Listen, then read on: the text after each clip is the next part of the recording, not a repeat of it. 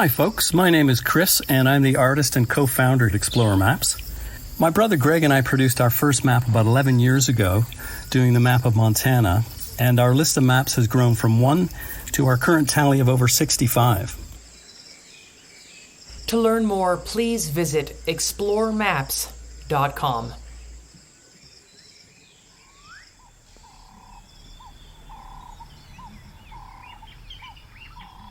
Welcome to The Trail Less Traveled, an adventure radio series and podcast dedicated to collecting stories and sounds from around the world in order to take you back to mankind's earliest form of entertainment, storytelling.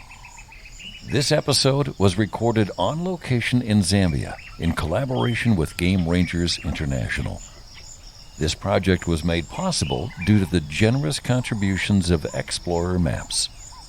Missoula, Montana is a mecca for outdoor enthusiasts, and each week we will bring you tales of adventure from both near and far, as well as information and inspiration and a few tunes to set the mood. You can subscribe to the podcast and learn about our international outreach projects at traillesstraveled.net. And now, here's your host, international expedition guide, conservationist, and yogi, Mandela.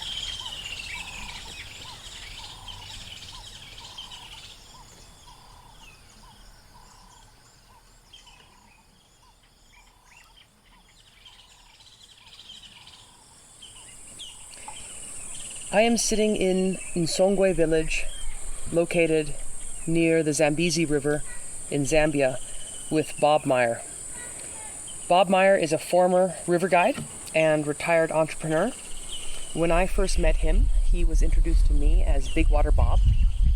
He was one of the first river guides on the Zambezi, and I was so honored to run the Zambezi yesterday with him and with Kulu, and to learn from the kings of the Zambezi. It's just going to forever cherish that memory, Bob. So I wanted to start by just saying thank you. It was a pleasure being on the river with you, Mandela. And Bob, where did you grow up, and how was adventure a part of your childhood? I'm from Minnesota. Grew up in southern Minnesota. I was always something of a mama's boy growing up, and my mother was a school teacher. As she told me once, she was probably born 50 years too early because she had a real spirit of adventure in her that she was never really allowed to indulge in. She was a young woman during the 1930s, the Depression years, a school teacher, taught in a one-house schoolroom, grades 1 through 8, and then she married my father in 1941, just a few months before Pearl Harbor. My dad enlisted and was stationed in Sheepshead Bay in New York City, and my mother and father lived in Brooklyn. And that kind of gave her a taste of the outside world. At the end of the war, when they moved back to Minnesota, my mother suggested, well, maybe they stay in New York City. But my dad was a small boy growing up on a farm in southern Minnesota, and that's where they decided to live and to raise me. So I think if you ask where did my sense of adventure come from, it came from my mother. Growing up in Minnesota, there were lots of lakes, and I like to canoe. My older brothers were my two heroes. They both loved to canoe. At one point, I went to canoeing in northern Minnesota, and my older brother Hank told me about this idea of whitewater canoeing.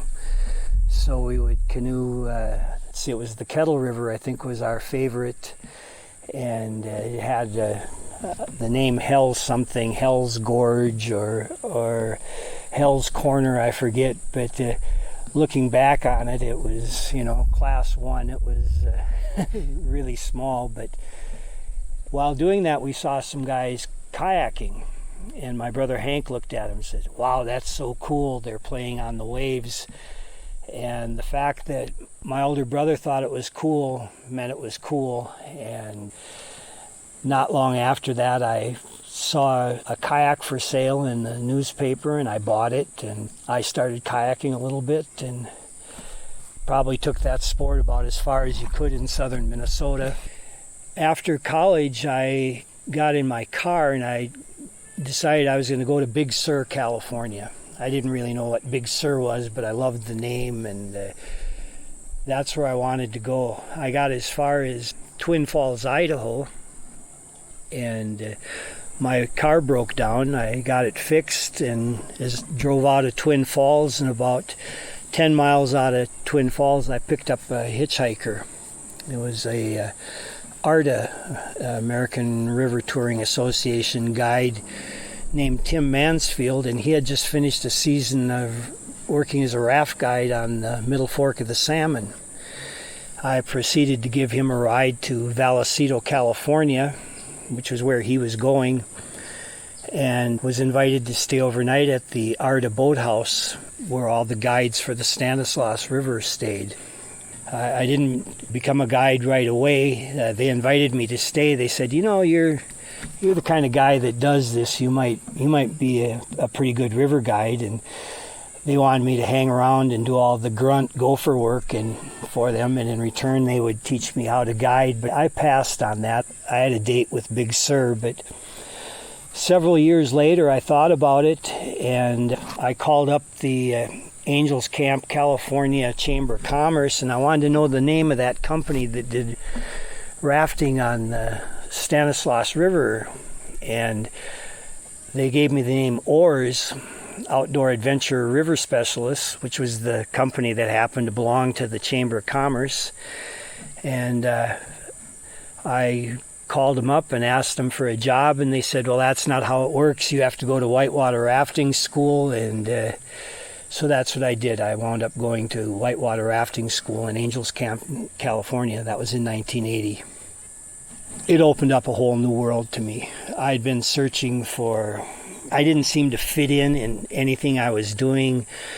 My interests were cross-country skiing and rock climbing more than pursuing any kind of a career. But river rafting, that really hit me, that I got to have this unbelievable experience of guiding a boat down the river, and can you believe it? They even paid me to do it. So I wound up working for Oars the first year on the Stanislaus. The second year I worked the Stanislaus and the Tuolumne River, which to me was the holy grail at that point. There was nothing higher than to be a Tuolumne guide. In my third year rafting, the Stanislaus was dammed up, and I had an opportunity to go to Zambia and work as a whitewater rafting guide. I had to go to and get a map. Where is Zambia? I learned that it was the former North Rhodesia. I knew that all of the guides that the company that I was working for, Sobek, had sent there in 1981 did not like being there, did not like the river, questioned whether it should be rafted or not. But I was excited to go. I was very excited to go, and I committed my life basically at that point to be a whitewater rafting guide in Zambia. Everything I did was to prepare myself for Zambia. No girlfriends, no relationships. I was going to be free to go. Came to Zambia in 1982. There were two of us, Mike Fabry and myself. We were given a whole bunch of equipment to fly over. That was always kind of the Sobek initiation right, to see if you were fit to be an international guide. Could you somehow convince an airline to carry all kinds of excess baggage on your behalf, which we did. We got to Lusaka Airport and transferred to a flight in Livingston, and when we told them we were with Sobek, they couldn't do enough for us. They were so kind. And, well, this equipment, we'll be able to get it on the plane. Yes, that's not your problem. We'll get it on the plane. We were on the flight to Livingston, and I had to use the bathroom. I went back to the bathroom, and here I saw our oars were stacked inside the bathroom in the corner. It was the only place they could fit the oars. I arrived in Livingston. I knew that Livingston was all black people. I knew that I wasn't going to see many white faces, but the shock to me when I was actually driving into town and each and every person was black. I had not had a face-to-face conversation with a black person until I had been in college. I really didn't know very many black people, and I had a pretty healthy prejudice as regarding what my safety would be in an environment that was all black. So the vehicle pulled up to this house, and they said, "This is the Sobeck house. This is where you're going to stay." And I looked and I saw all of these young black men milling around the house. I go, "That can't be. This can't be where I'm staying." And then one of my friends, Craig Alexander, walked through the door. We had been guides together in California. We were going to guide together in Zambia, and I knew that this must be the place. I was so happy to be there. I was so happy, but I was so apprehensive about these people that were so different from me and about whom I knew nothing. And I knew now this was going to be my life going forward. The next morning, my fellow guides, Skip Horner, Gary Lemmer, and Craig Alexander, got up and went to their various jobs and duties. And as a guy who had just flown for 20-some hours to get there, I was given a day off and could just rest and get myself oriented. I was afraid to walk out the door. I was afraid to go out into this new environment. I was afraid because everybody was black and I was not educated or knowledgeable about dealing with black people. That went on for about a half hour, and then I said, I can't do this. I can't live like this. And I made a deal with myself. I said, I'm going to walk out the door, I'm going to go out the street, and I'm going to explore this new place. And if I don't like it, by God, I'm going to get on the plane and I'm going to fly back to the United States. But I'm going to go out and do this. Well, I walked out the door, walked down the street. You know, when you're in a strange place, you don't know people, you're uncomfortable, you tend to greet people, to show them that you're friendly. And this man walks up to me, and I said, "Good morning." He produced the most beautiful smile on his face. "Good morning, sir. How are you?" And I'm thinking, "Sir, I mean, I'm not a sir." I walked farther down the street. I had 3 or 4 more encounters like this where I said hello to people, and they were obviously happy that I had greeted them and went out of their way to show me that they were happy to meet me. I went into a little place, Rama's Tea Room, and kind of checked it out, and I saw some guys playing what they call mini football. We used to call it foosball in America, and I started talking to a few people, and who are you, what are you doing, da-da-da, and, 15, 20 minutes into my new adventure, the thought of getting on a plane and going anywhere was ancient history. I spent the rest of the day, I met people, I talked to people, I asked questions, I was asked a lot of questions, and I was really comfortable. And then I started to meet these young men that hung around the house that I had been so afraid of. And they were people like Simon Sakala and Ali Kulubanda and Sandy Nguenya. And all they wanted to do was be my friend and talk to me and ask me questions and share. And I was the junior guy. Skip would go off to do his duties, and Craig had his duties to take care of. Gary Lemmer was usually the guy that had to go over to Zimbabwe and try to smuggle food back, and my job was to patch boats and clean Dutch ovens and repair black bags. In other words, hang around the warehouse and do the grunt work. I wound up hanging out with all of these young Zambian men, and it was so exciting. It was just so invigorating. They started to teach me the language. They started to explain the area around them. They explained Livingston. They explained Africa. They explained themselves. And I was at home. I was just really, really excited to be in Zambia. And here we are at your home in Zambia. We're recording right now in Songwe village. This is the home of Bob and Bridget Meyer, and we're sitting on the most beautiful patio that's shaded next to the river. And when we come back, I definitely have a lot of questions for Bob, including how did he get the name Big Water Bob? But Bob, it's now time for a song. So is there a song that comes to mind that kind of reminds you of your early years that you'd be willing to share? The only song that comes to mind is the song that my wife sang. I'm kind of well known here for singing this song. It usually produces a good laugh, but people keep asking me to do it, so.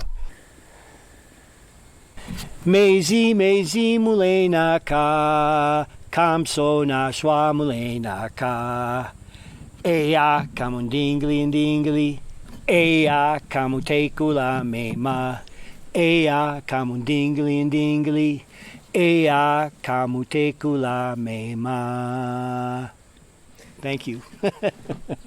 Mezi mezi mulenaka kamsona shwa mulenaka.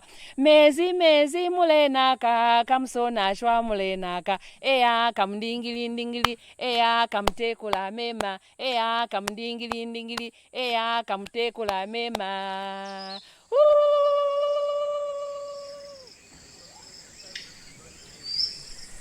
I'm sitting in Nsongwe village with Bob Meyer, and he is a former river guide and retired entrepreneur.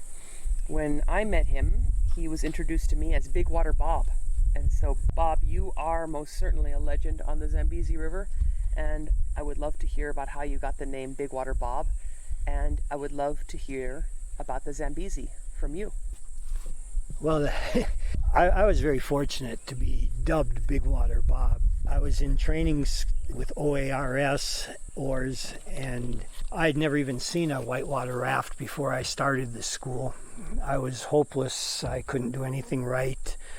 I was trying so hard, and my instructor, Kim Johnson, who was an excellent kayaker and rafter, couldn't help laughing at the paradox of how hard I was trying and how terrible I was. And so she dubbed me the name Big Water Bob. It caught on right away. Everyone started calling me Big Water Bob. But after a while, people didn't really know the origin of the name, and they assumed that I had gotten this name Big Water Bob by some tremendous feat of accomplishment on the river. And people began to expect big things from me. And as my friend Liz Hyman said, you know, you give a guy a name like Big Water Bob and then look what happens. I kind of grew into it. I've never had much fear on the river. I don't know why. I'm a very good swimmer, but I've always been attracted to the excitement of the difficult rapids. If I'm going down a river in a group of 5 boats, I always wanted to be the first boat because I didn't want to be prejudiced by what other people did. When I got to Zambia, there were 4 or 5 of us showed up at the same time. Mike Fayberry, Craig Alexander, Gary Lemmer, the Africans were all told, yeah, all these guys are coming, and also there's this guy, Big Water Bob. So you can imagine which name they remembered out of that group. I was the one that stuck out, and so the name very quickly translated over to Zambia. When I saw the Zambezi River, I was completely overwhelmed, as I think you were yesterday. It was instant love. I absolutely adored this river. I adored everything about it. I loved Zambia. I loved the smell. I loved the sights. I loved the sounds. Everything was new and different. And of course, the Zambezi is a very unique river. We were on our first day, was a training day. All of the new guides were put into one boat, and we went down the river. We got to rapid number 5, which we would line, attach a rope to the boat and let it kind of drift through the rapid and then pull it back to shore. And Skip Horner said, you know, you guys are trainees, so we're kind of expendable, I guess. He said, if somebody wants to run this, there is a line through it. And when he said that, my heart jumped. I was ready to kill to run that rapid. And my greatest fear was that one of these other guys who had every bit as much of a right to run the rapid as I did would want to run it. And of course, when Skip said that, all eyes looked at me. And Mike Fayberry said, I'll shoot a roll of film, motor drive, if you run it. And so I looked at the other guys. You want to come with me? No. There were some Zambian porters, a.k.a. high-siders there, and I looked to them, and Simon Sakala and Alik Banda said, yeah, they would run it with me. There was Sandy Nguenya, said he wanted to go with me, and I was able to get one other guy, Kayata Mbonge, all men who played strong roles in my life after that. I wanted 6, I could only get 4. And Skip said, go ahead and run it. And we scouted it, and Skip coached me, you know, this is how Jim Slade did it, and you do not want to go over this green pour over rock. And yeah, we all agreed, boy, I did not want to go over the green pour over rock.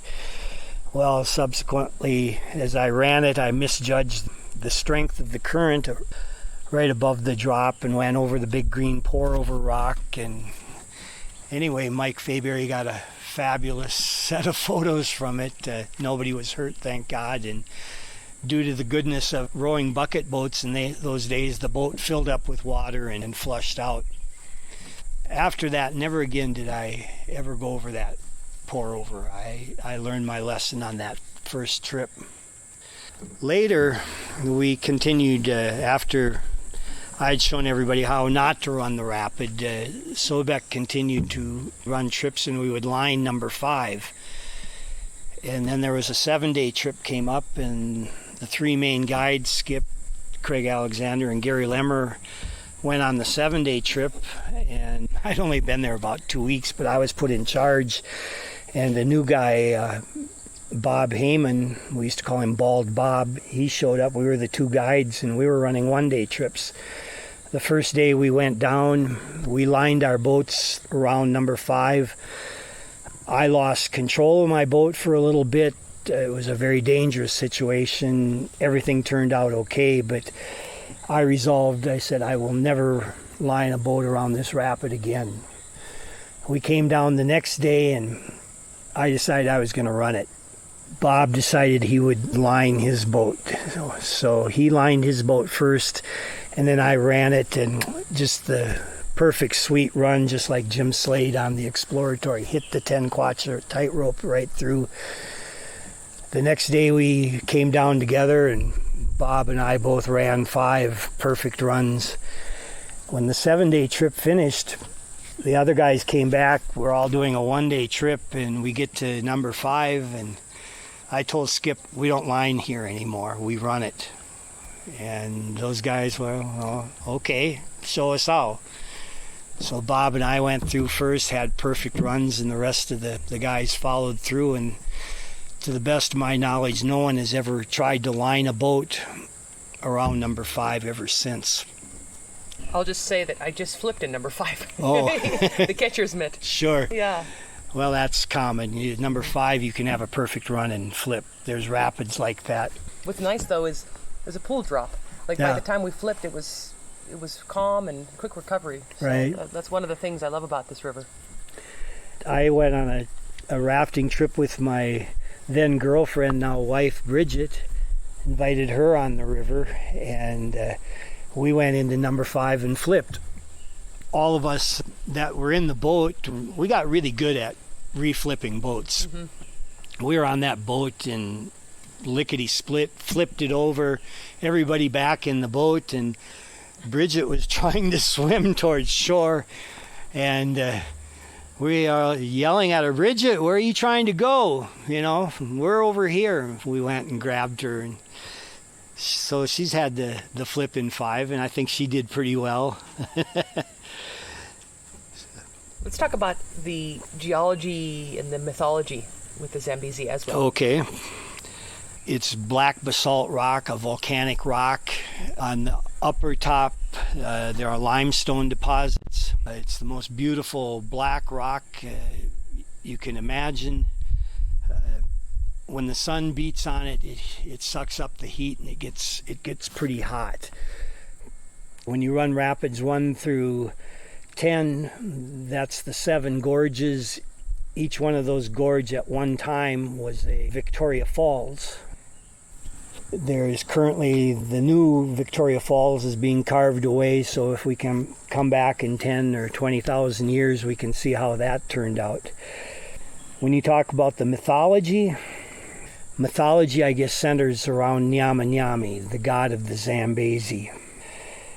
The British tried to build Lake Kariba Dam back in the mid-1950s. Massive floods came and wiped the project out and put it right back. If I have my history correct, it repeated a year later. And it was only on the 3rd attempt that they managed to get the dam built. Nyama Nyami is believed to have the head of a crocodile and the body of a serpent. It's a fairly benign god. It's not known to attack, but it does play tricks on people.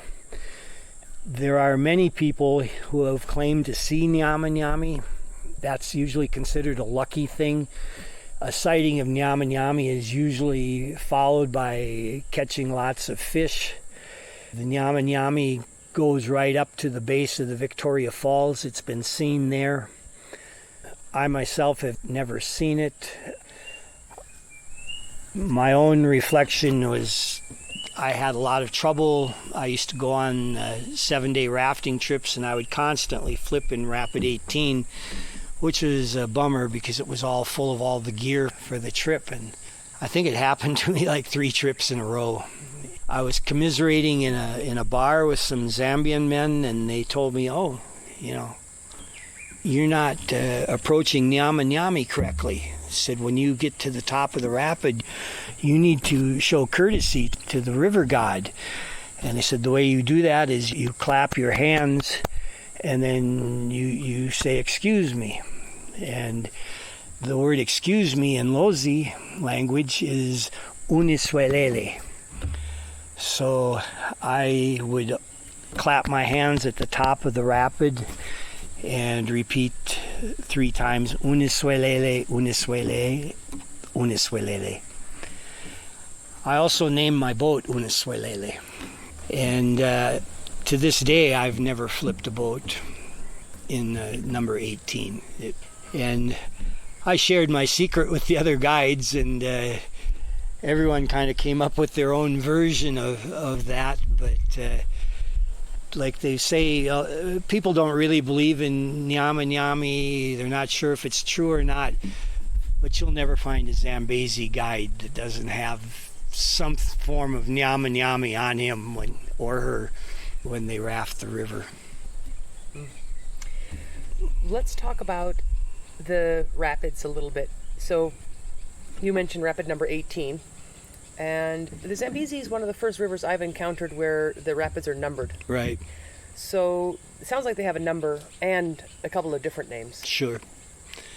When the first guys came and ran in 1981, the first Sobek team came and ran the river. It was a film project, and they were completely overwhelmed by the river. And there really wasn't much thought to labeling names on the rapids. They were coming one after another, and so they just, to differentiate, they gave them numbers. The first rapid to get a name that I'm aware of was number 18, which they called High C. It now has a much better name. They call it Oblivion, which I think is much more appropriate. There was an attempt to name number 5 the 10 Kwacha tightrope, but it just never caught on. as part of the first permanent group of guides that were stationed in Zambia that ran the river day after day, we just thought that the fact that the big rapids were so numerous they had to get numbers rather than names was just so cool. And the numbers, when someone said number 5, boy, that evokes, even now, that evokes a picture in my mind. It doesn't need to have a name. Number 7, that makes my stomach queasy. It doesn't need a name.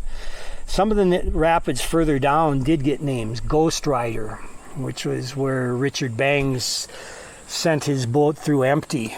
After watching all of his best guides flip, decided he'd saved the trouble and kicked his boat off and walked down the river. And then when they saw the boat coming through empty, that was the name Ghost Rider. Deep Throat was named right from the beginning. Deep Throat, all the water smashes up against the rock wall, and then there's a huge whirlpool. Again, boats were flipping there, but the Deep Throat was going down into the whirlpool. I saw Gary Lemmer do about a 30-second underwater swim there. We were screaming out loud, "Gary, come up, come up." When he did, he was barely conscious. So we all knew Deep Throat meant a big plunge underwater. I have kayaked the Zambezi down there, but I always picked my boat out and walked around Deep Throat. That's how the names came. We thought the numbers were really cool. That's the voice of Bob Meyer, aka Big Water Bob. He is a former river guide and retired entrepreneur. We're here at his home in Nsongwe village. Just, how far away from the Zambezi River right now? We're about a kilometer. We're about a kilometer from it. We've got a very nice trail that we can walk right out of here. It follows the Nsongwe Gorge down to the Zambezi. It goes through the Mosi-otunya National Park, which is our neighbor a couple of hundred yards downstream here.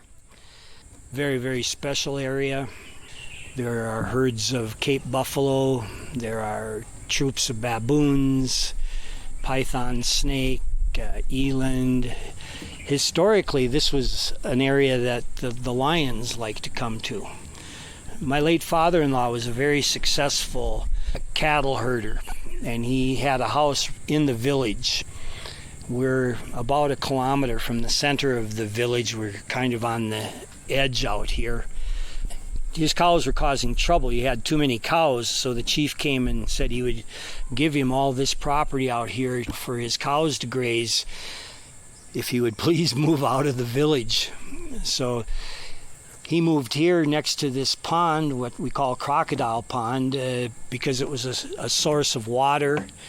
His wives could dip water out and grow their gardens right here, irrigate their gardens. So he came here in 1965.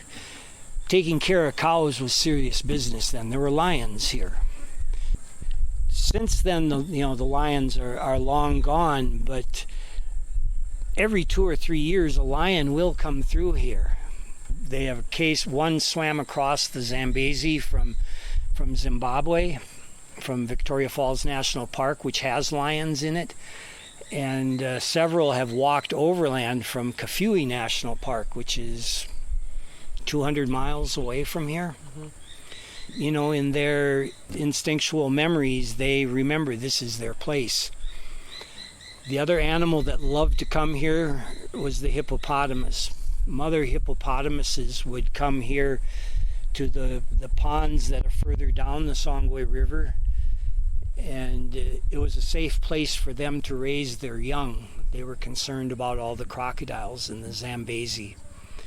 Since the Songwe, a lot of the pools, when they were drying up, the hippos stopped coming. But 2 years ago, we had a mama hippo and her baby show up here, and only to be disappointed that the nice pool that she was somehow buried in her memory wasn't there. Mm-hmm. That's part of what our restoration project here to restore the Songwe River is about. One of the goals is that we want to see the hippos come back with their young to raise them here. Bob, when we come back, I want to talk to you more about Nsongwe village and your life here. But it's now time for a song. And your wife is sitting under the shade of the tree. It's a picturesque setting. I wish the people listening could see her now. And I was just wondering maybe if she'd be willing to come on over, because you mentioned that when you think of music, you think of your wife and her voice. That's true. I love it when my wife sings. Her voice pierces right through me, and I always stop whatever I'm doing when she decides that she wants to sing. The song I want to sing it's a welcoming song for visitors.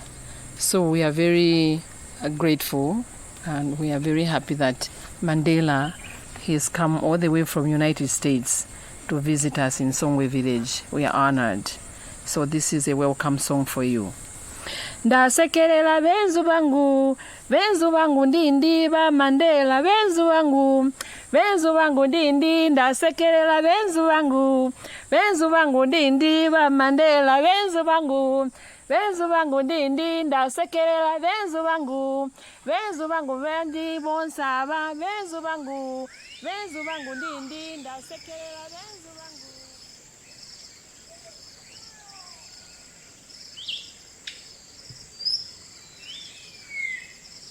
Hi folks, my name is Chris and I'm the artist and co-founder at Explorer Maps. My brother Greg and I produced our first map about 11 years ago, doing the map of Montana, and our list of maps has grown from 1 to our current tally of over 65. I've been drawing and painting for a long time, starting as an advertising illustrator in the 80s back in Canada, to exhibiting wildlife and landscape oil paintings in East Africa through the 1990s. But I find that what I'm doing now with Explorer is the most rewarding project I've ever been involved with, mostly because it's a family business, and helping to grow that business gives me a real sense of purpose. We've even got our daughter Becca in on the action, making short documentaries and videos. She's just done one of Costa Rica. And my wife Ness will be finding new markets for our Explorer products when we move back to Kenya in the summer. So that'll be great fun. On the topic of connecting people in place, hopefully these maps bring back memories of great holidays and fun with family and friends, and it makes people want to get out there and connect or reconnect with these places. Do I have a favorite map? I definitely do not have a favorite map. They're all my favorites because they're like my children. I love them all equally. How's that for a diplomatic answer? Anyway, thanks for listening. To learn more, please visit exploremaps.com. And be sure to use promo code Mandela for a discount.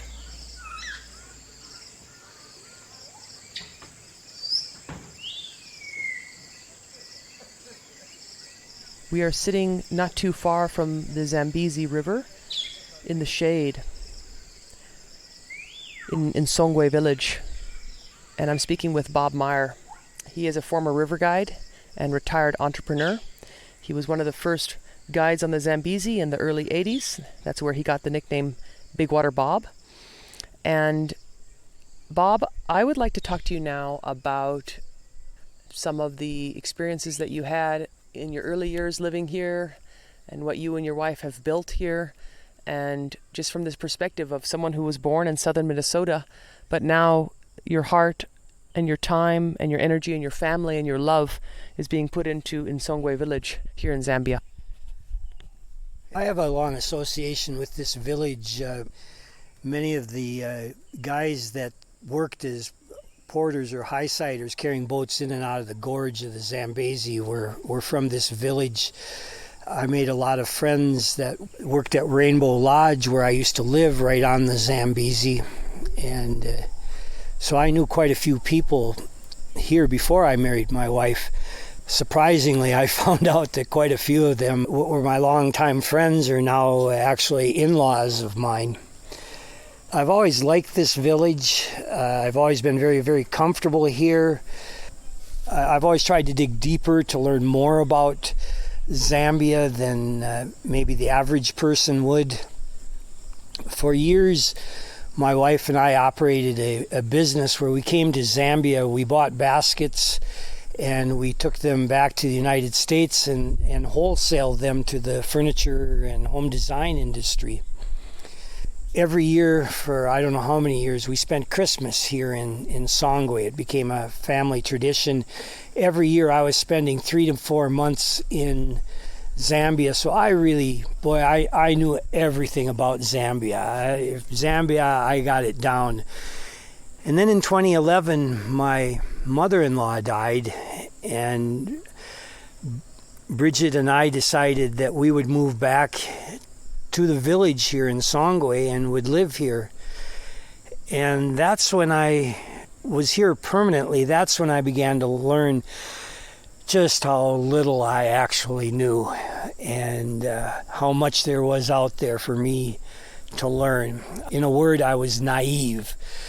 Even though I had 25 years experience being here in Africa, being here in this village, but to actually live here was different. And I was accepted because of my friendships. I was accepted because I've got a pretty good track record here of doing good, helping people. When I was the manager of Sobek, we used to combine with Chief Makuni on projects, and I always, if I saw a way that I could help out people here while at the same time accomplishing the goals that the company I worked for, Sobek, had, I would try to do that. I'm always a person that tried to kill 2 birds with 1 stone. I had a good reputation here. I was quite accepted. People were happy that I came here, but I really didn't know a whole lot about what was going on. I was going to come in here and be a really successful commercial farmer. I had a bunch of seed money to invest. I had worked on a farm as a young boy in Minnesota, baling hay and milking cows. I thought I had a pretty good background. I did my research on crops and everything, and boy, I came in the first year and just fell flat on my face. And nothing I tried worked. Tried to improve with the second year, and I wanted to grow orchards. I came and planted trees, and the cows would come in and stomp them down and eat them, and goats would come in and eat the plants, and I would get angry. Why can't people control their cows? I really had to learn to accept certain things, that Zambia is a very, very tolerant place, and people have very short memories here, especially regarding something that bad somebody did to them. They tend to forgive and forget way more than what we ever expect in United States. I had to learn to accept a lot of the problems that animals came. Cattle are integral to the culture here. They're so much more important than just a source of food or manure for fertilizer or things like that. They're very much status, and they're very much involved in security. Zambians don't kill cows for meat. People in Songwe kill a cow when they are desperate for money. Bridget's father would kill a cow to send her off to boarding school. I had to learn to kind of work around cows. You have to learn to plant things a lot closer to home. I had to learn to control my anger. I had to learn to accept new things. I had to be tolerant.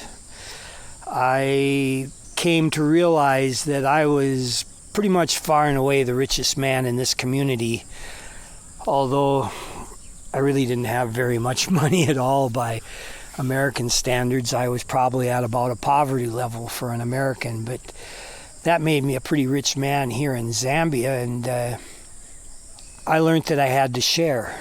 When people were in trouble, I had to give them some of my money. I had to give them some of my time.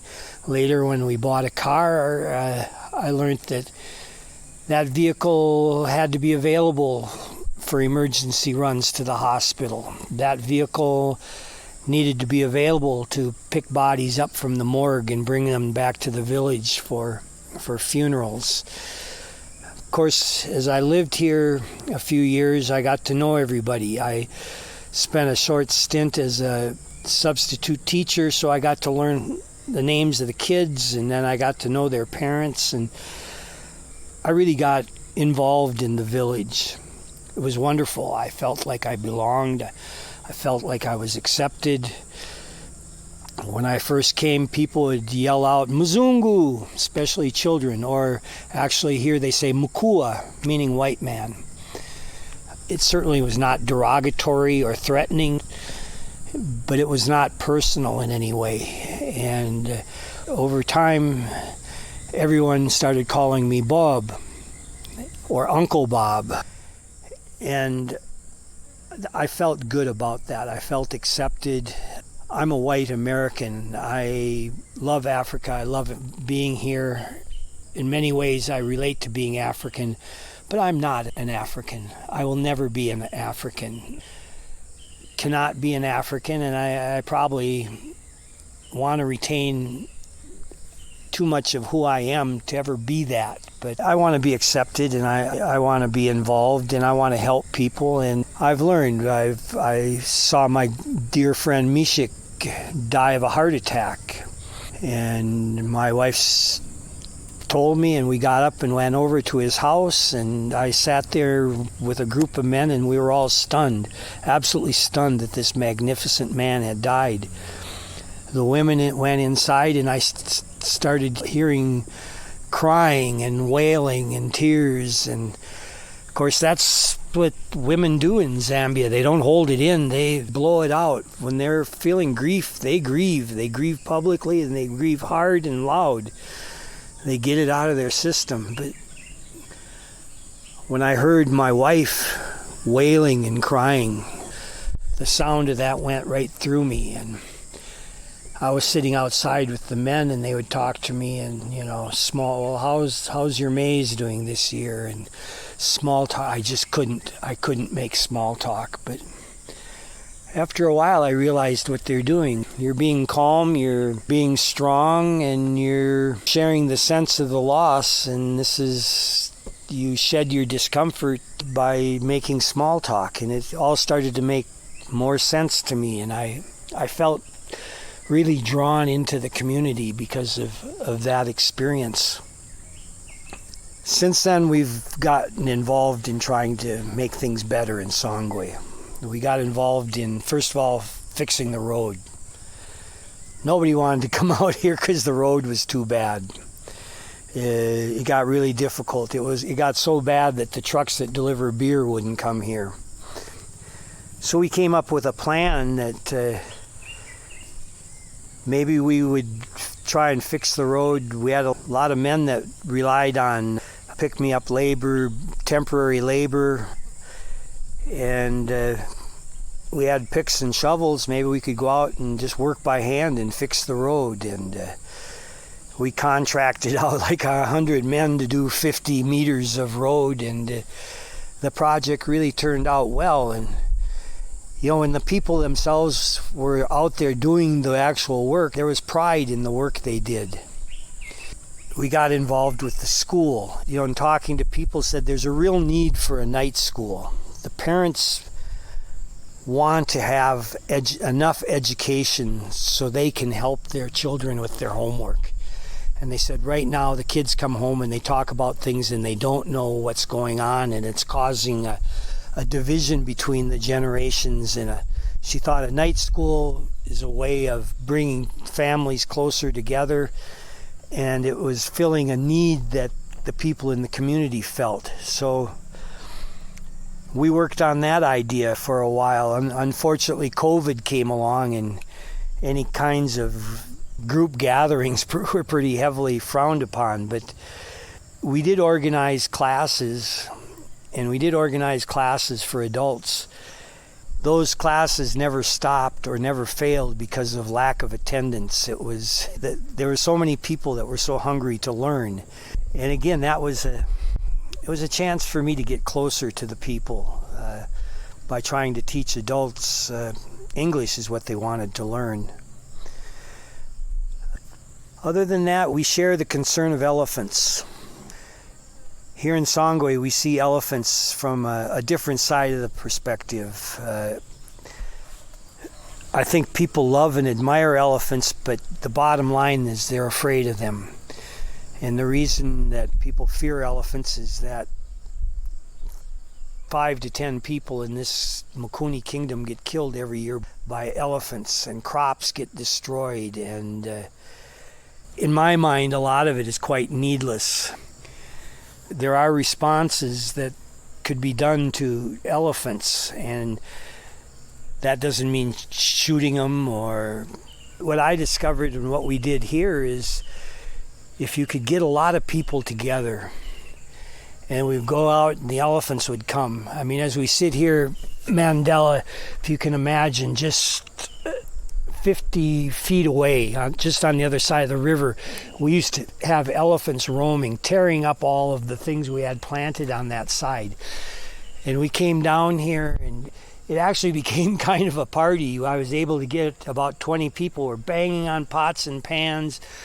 I had my pistol, I'm shooting it in the air, which had really very little effect on the elephants. We threw some fireworks at them, but we would manage to drive them back 20, 30 yards, and we started fires on the other side and pushed them back a little further, and eventually they just left. That took us about an hour to do that. But you know, the next time the elephants came, we came out, there were only 5 or 10 people, and the elephants left right away. And since then, it hasn't taken that much effort to chase the elephants off. I don't think we scare them off. I just think it's too much of a hassle, and we just take all the joy out of coming and ripping up our trees and everything that they leave us. They've come back since then a few times, but this farm, we really don't have trouble with elephants. I've tried to talk to people in the village. They're so afraid. Nobody wants to go out. I've discussed, and we really want to work more with people on this idea of a community response when the elephants come. Bob, thank you so much for your time and energy joining me on the Trail Less Traveled. It was my pleasure, Mandela. It was a complete pleasure having you here with us. You know that you're always welcome to come back here. Thank you. That means a lot to me. And also, thanks for taking me under your wing and showing me the lines on the Zambezi. Thank you. Yeah. What song would you like to end your show with? My favorite music by far is the music that my wife sings, so if it would please me greatly if you could have her sing a song and maybe use that. Lili namundele, lili namundele, lili namundele, mama kababike kuli namundele, lili namundele, kababike kumanzi atuba namundele, lili namundele, kuli kalini kalila wacha namundele, lili namundele, lili namundele, lili namundele, lili namundele, lili namundele, mama kababike kuli namundele, lili namundele, kababike kumanzi atuba namundele, lili namundele, kuli kayuni kalila wacha namundele, lili namundele, lili namundele, lili namundele, lili namundele, lili namundele, mama kababike kuli namundele, lili namundele, kababike kumanzi atuba namundele, lili namundele, kuli kayuni kalila bwacha namundele, lili namundele,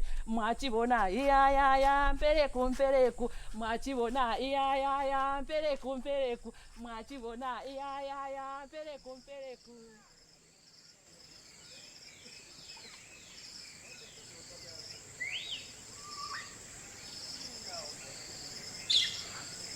You've been listening to The Trail Less Traveled, the Trail 1033's locally harvested adventure radio series. The show premieres every Sunday night at 6 Mountain Time, and you can stream it live online at trail1033.com. Remember, the show is also a podcast, available wherever you get your podcasts. You can learn more and follow as we record around the world by visiting traillesstraveled.net. I want to take a moment to acknowledge the generous financial contributions from Explore Maps towards this project in Zambia. Explore Maps is a small family business based in Missoula, Montana. And we are working together to connect people and place. You can learn more by visiting exploremaps.com. And remember to use promo code MANDELA for a discount. Explore Maps donates a percentage of every sale to conservation efforts around the world. So this holiday season, please consider a gift that gives back. Since they started, Explore Maps has donated over $150,000 to conservation efforts worldwide. That's it for this week's adventure, my friends in Missoula and around the world. But until next week, please remember, conservation is not a spectator sport. Living in Missoula is a privilege. With privilege comes responsibility. Get informed and get engaged. Speak up on behalf of wildlife and wild places. If you think you're too small to make a difference, you've never spent the night with a mosquito.